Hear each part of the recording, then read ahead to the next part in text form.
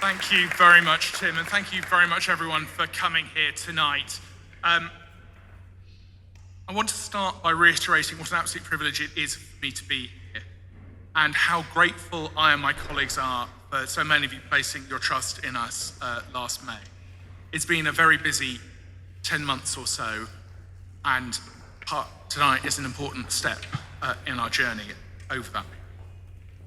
So tonight we're spelling out our commitments to you, how we're bringing together resources, attentions and talents from across the council and from our communities to help us try and deliver long-term change in our city. And it'll be clear to many of you in this room that over the years, not enough has been done to chip away at the pervasive and ingrained inequality faced by some of the same communities in our city from generation after generation. And it's Westminster is a city that has both some of the most deprived and the least deprived parts of the country sitting side by side, only a stone's throw. And it's why the life expectancy for two men growing up only 4 miles apart here in Westminster can differ by as much as 18. And it's why 31,000 households in Westminster, more than a quarter of the city, are classed as vulnerable. And this inequality isn't going to be reversed overnight, but through building long-term partnerships with the voluntary and private sectors, we can help support targeted interventions where they're needed most.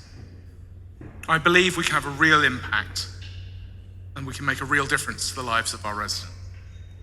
But we only can do this by backing all of the people and places in order to build that for Westminster. And last October, many of you came to hear about our initial vision and how we're trying to put the ethos of investing in our communities and residents, and how we're going to put it at the core of what we wanted to do as a council. And this is a step forward, but let's be clear, we are not there yet, and I want to keep over the next few years on that. And when we first took over the leadership of the council last year, there were two things that were really. Firstly, it says if my fingers are thin enough to get through this speech. There we go.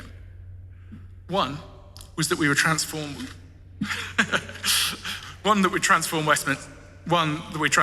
There we go. You didn't mind missing the first half of that just by me going. Anyway, it was great if you didn't hear it. But anyway, we would transform Westminster into a local authority that delivers effective services combined with social justice. But the other, that we would do our best to put residents front and centre by involving them in our decision making and improving the way that the council consults and engages with its communities. And as I said, we're certainly not there yet, but we are trying our best to make change. And above all, we want to try and be as transparent as possible about where we want to go and how we want to get there. And that's why our delivery plan today on the tables in front of you sets out our ambitions for the city, but also goes some way to holding us accountable for what we plan to do over the next year. But ultimately, it's not good enough just to tell you, our residents, what we plan to do. You need to be able to measure our progress and to hold us to account through those measures. And that's why, and to see how we are planning to work with you. And I think through our record of delivery over the last year or so, and our ambitions set out in the delivery plan, we are making fundamental improvements to the lives of our residents. We want our residents to live in fairer communities where everyone can feel safe, adults can stay healthy, community and voluntary sector organisations prosper, and that Westminster can be a great place to raise a family. And I know my colleagues, Councillor Less and Councillor Butler-Bassett, are working hard to make that a reality. For future generations, we need a fairer environment, a net zero council by 2030 and a net zero city by 2040, delivering cleaner air in our communities, increased recycling, more sustainable travel and high quality services in walking distance from people's homes. I know Councillors Noble and de Moldenberg are working hard to put those ambitions into practice.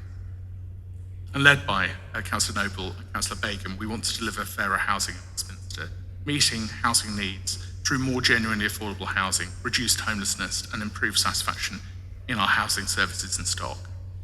And we're committed to delivering a fairer economy, working with Councillor Barrett, joining us tonight.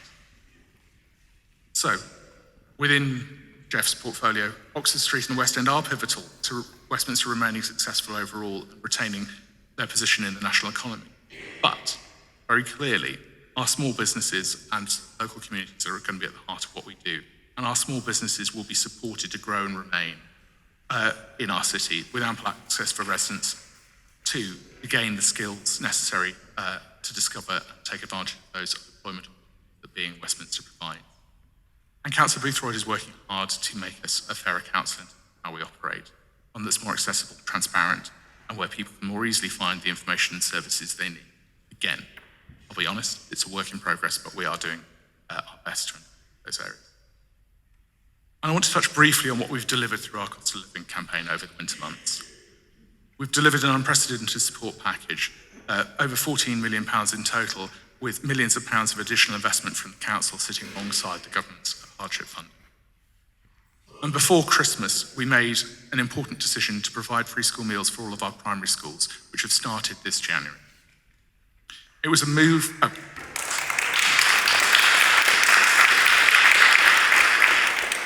It was a move welcomed by parents, children, teachers, anti-poverty groups, churches, and I was just delighted also that one of the biggest fans of our plans was the Mayor of London.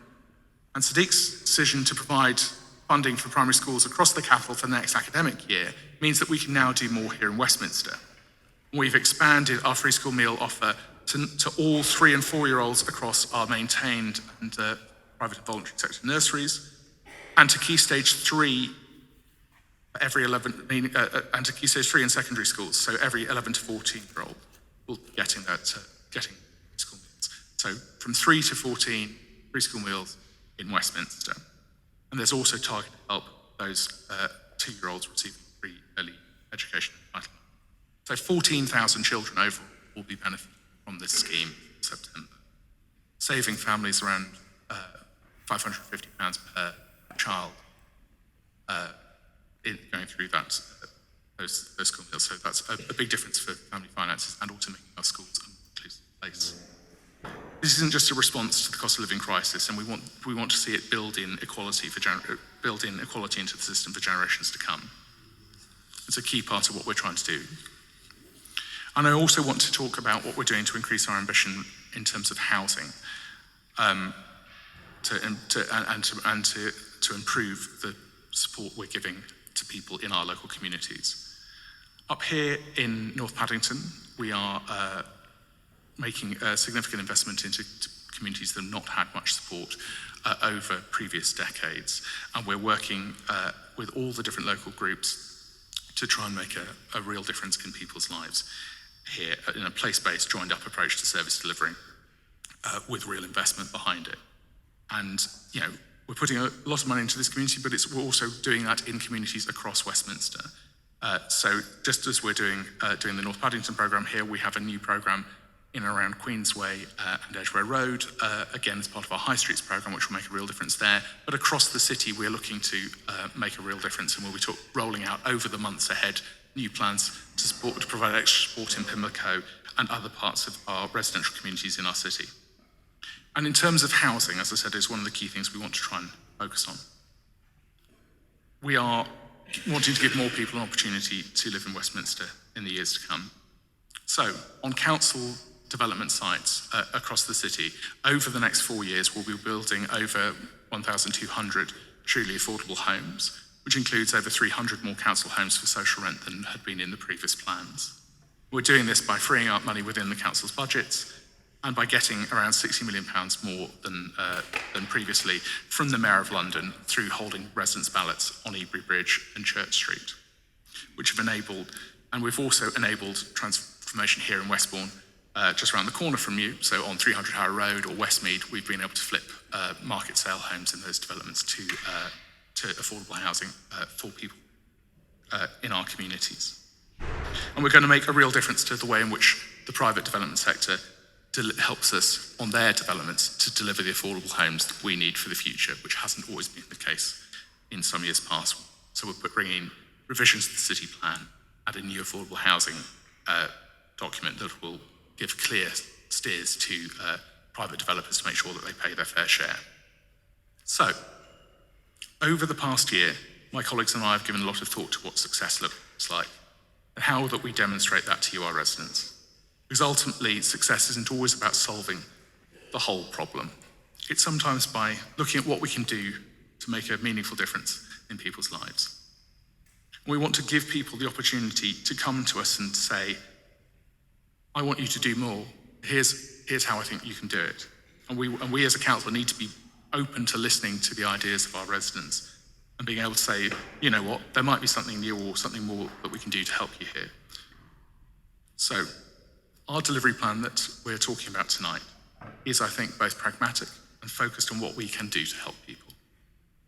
And I hope it's clear that over the year ahead, we will do whatever we can to support our residents, and together we can build a fairer Westminster.